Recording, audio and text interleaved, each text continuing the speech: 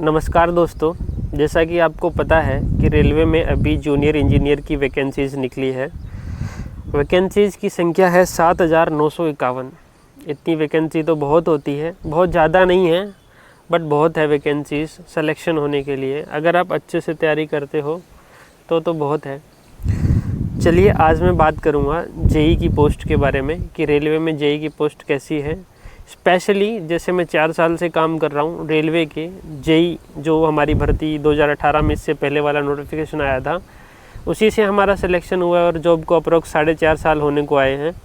तो मेरा जो भी एक्सपीरियंस है मैं आपको बताना चाहता हूँ और कुछ ऐसी चीज़ें जो मुझे ध्यान रखनी चाहिए थी या फिर आपको ध्यान रखनी चाहिए कि आप जो फॉर्म भरने वाले हैं उसमें आपको पता रहे कि ये चीज़ नहीं करनी है, बाद में इसमें बहुत ज़्यादा प्रॉब्लम हो जाती है।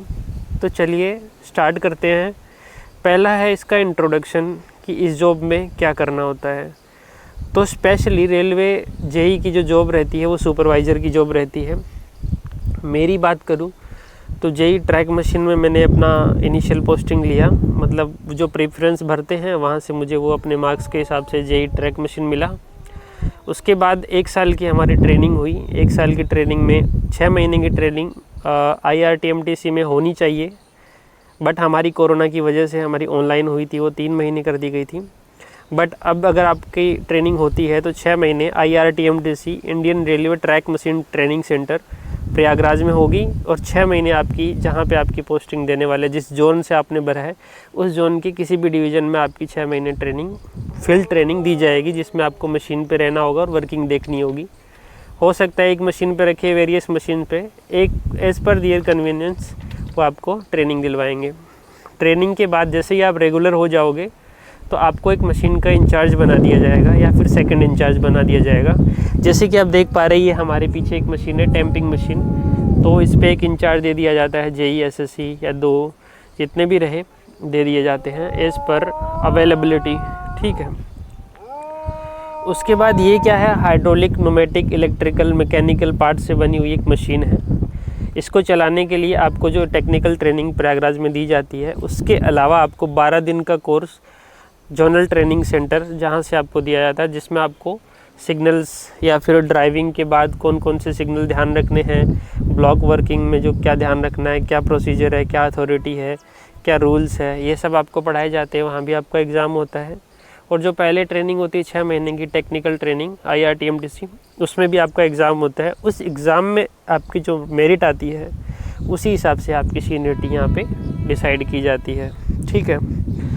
तो जैसे ही आपकी पोस्टिंग हो जाएगी आपको एक मशीन मिल जाएगी और मशीन के बाद आपको उसका मेंटेनेंस देखना है, मेंटेनेंस के साथ उसको ऑपरेट करना है, उसको ड्राइव करना है, ये सब चीज़ों को, सेफ्टी को ध्यान रखना है। तो इन सब चीज़ों के लिए आप जिम्मेदार होंगे, रिस्पॉन्सिबल होंगे और आपकी ज़िम्मेदारी होगी, ठीक है। उसके बाद बात करूं तो यह जॉब है, ये एक फील्ड की जॉब है। यहाँ पे आपको इस लोकेशन के हिसाब से अगर आपको फील्ड में ही रहना पड़ता है। जैसे देख रहे हो कि एक छोटा स्टेशन है, यहाँ पे आपको एक कैंपिंग कोच मिलेगा। एक कोच रहता है, यूट्यूब पे आप देख सकते हैं कि कैंपिंग कोच, उसमें kitchen, fridge, AC, cooler, beds सब होते हैं, सब सुविधा होती है। आपको अंदर ही खाना बनाना है, सब स्टाफ को अंदर ही रहना है। अब ब्लॉक करते टाइम और मेंटेनेंस के टाइम आपको मशीन पे आना और बाद में ब्लॉक करने के बाद वापस आके अपना सो जाना है, रेस्ट करना है। तो ये हमारी ड्यूटी रहती है कि हमारा काम जो है वो फील्ड वर्क रहता है, ठीक है। तो अगर इसके पे और अलाउंस की बात करूं मैं तो इसका जो ग्रेड पे है वो 4200 है, लेवल 6, ठीक है। और इसका बेसिक स्टार्टिंग का है 35,400। जैसे ही आपकी पोस्टिंग 1 साल ख़त्म हो जाएगा तो 36,500 आपका अप्रोक्स 3% बढ़ जाता है, तो अगला होगा 36,500 जैसे ही आप रेगुलर हो जाएंगे। लेकिन जब तक आप ट्रेनिंग में रहेंगे आपको बेसिक प्लस DA मिलेगा। DA अभी जो चल रहा है वो 50% है बेसिक का, ठीक है। तो आपको 35,400 प्लस उसका 50% एक्स्ट्रा उतना ही 1 साल मिलेगा। और जैसे ही आप रेगुलर होंगे तो उसके बाद आपको अलाउंसेस मिलना चालू होंगे। जैसे कि पहला डियरनेस तो मिलता ही है, दूसरा है HRA, हाउस रेंट अलाउंस। अगर आप क्वार्टर लेते हैं तो आपको वो पैसा नहीं मिलेगा। अगर आप क्वार्टर नहीं अवेल करते हैं तो आपको ये पैसा आपको अपनी सैलरी के साथ मिलेगा। उसके बाद TPTA आपको मिलेगा 3600 प्लस DA या फिर 1800 प्लस DA। कुछ लिस्ट है सिटी की, अगर आप उसमें आपका हेडक्वार्टर है तो आपको 3600 प्लस उसका DA TPTA मिलेगा, अदरवाइज 1800 प्लस TA मिलेगा। उसके बाद अलाउंसेस की बात करूं तो मेरे को ट्रैक मशीन में सबसे ज़्यादा अलाउंस हमारा रहता है TA बोला जाता है। वैसे तो उसको डेली अलाउंस बोलते हैं, बट TA रहता है वो JEE को 1000 रुपये, JEE SSC को 1000 रुपये पर डे के हिसाब से मिलता है 100%। अगर आप 12 घंटे से ज़्यादा बाहर रहते हैं तो आपको 100%, अगर 6 घंटे से कम बाहर रहते हैं तो 30%, अगर 6 घंटे से ज़्यादा और 12 से कम घर से बाहर रहते हैं, घर से यानी हेडक्वार्टर से बाहर रहते हैं, तो आपको 70% मतलब 700 रुपये मिलता है।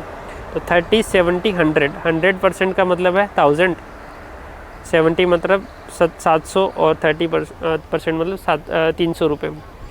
तो ये डिपेंड करता है कि आप हेडक्वार्टर से कितने टाइम बाहर थे। अगर आप 3 घंटे बाहर थे तो आपका 30% बनेगा, अगर आप 7 घंटे थे तो 70%, 8 घंटे थे तो 70, 12 तक है ना 70 बनेगा। तो ये TA आपका 25 से 26 दिन बन जाता है, जिससे 25 से 26 हज़ार का मुनाफा आपकी सैलरी में हो जाता है अगर आप कंटिन्यूस हेडक्वार्टर से बाहर रहते हैं।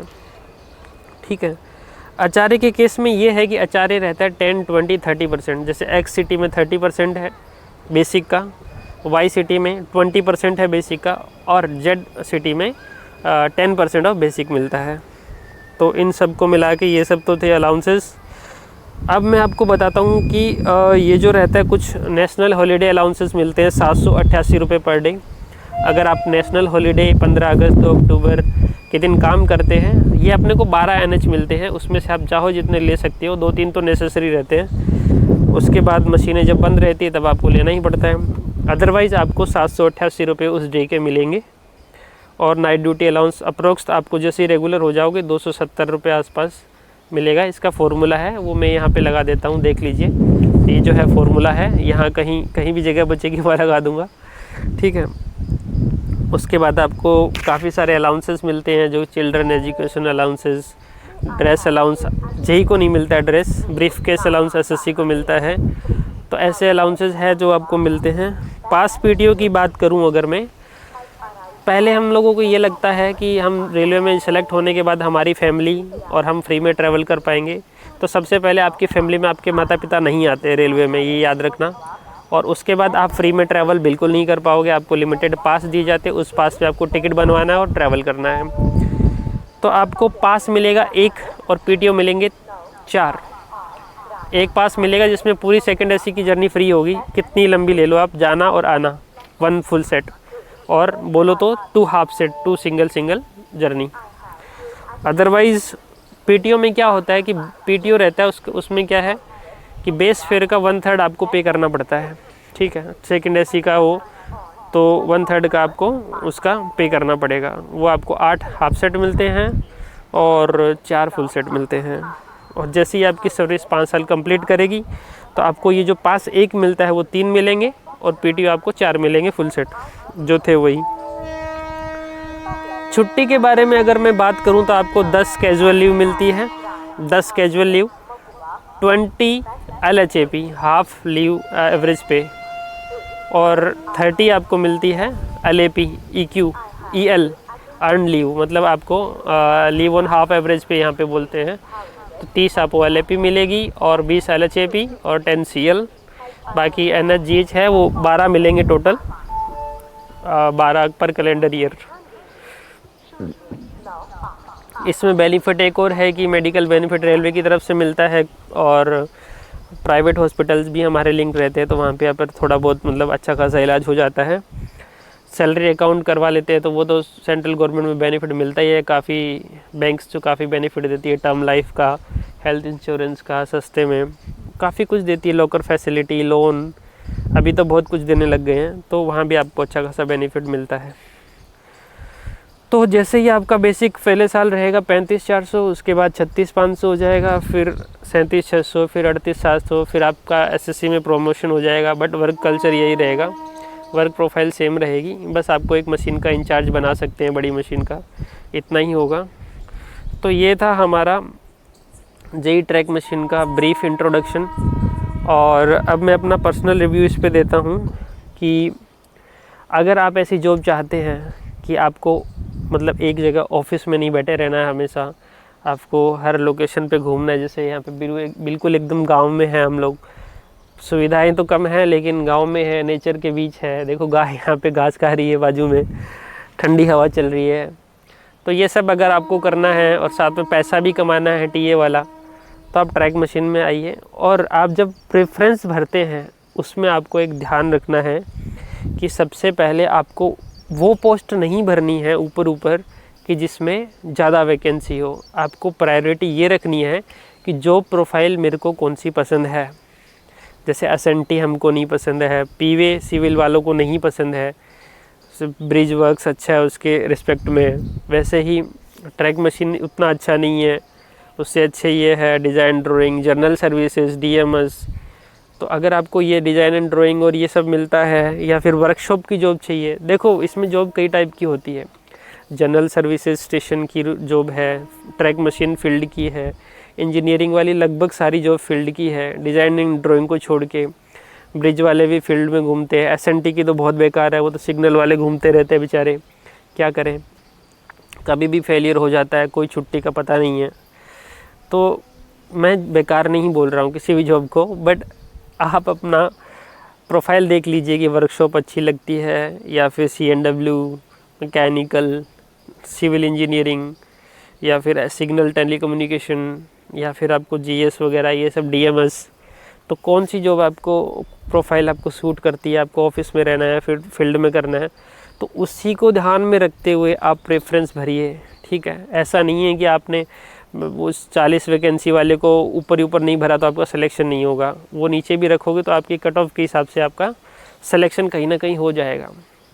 तो ये चीज़ आपको फॉर्म भरने से पहले ध्यान रखनी है। और उसके बाद आपको 5 साल के लिए बॉन्ड साइन करवाया जाता है कि आप छोड़ोगे नहीं, आप उस ग्रेड पे से अपर ग्रेड पे में टेक्निकल रेजिग्नेशन देके जा सकते हो, लेकिन नीचे के ग्रेड पे में आप नहीं जा सकते हो टेक्निकल रेजिग्नेशन देके।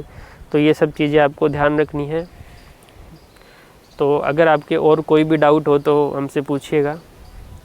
ये जो मशीन है ये हमारी, जो जहाँ से ट्रैक चेंज होता है एक ट्रैक से दूसरे ट्रैक, तो उस ट्रैक को टैंप करते हैं। जिनके जो कंक्रीट PSC स्लीपर रहते हैं वो लूज़ हो जाते हैं, तो उसको पैक करने के लिए इस मशीन का यूज़ करते हैं। तो ऐसी बहुत सारी मशीन हमारे ट्रैक मशीन में है, लगभग 20 टाइप की मशीनें हैं। तो आपको कोई एक मशीन मिलेगी और आपको उसे चलाने का मौका मिलेगा, और आपको अच्छा भी लगेगा और इंजीनियर वाली फीलिंग भी आएगी। होप करता हूँ आपको ये वीडियो अच्छा लगा होगा।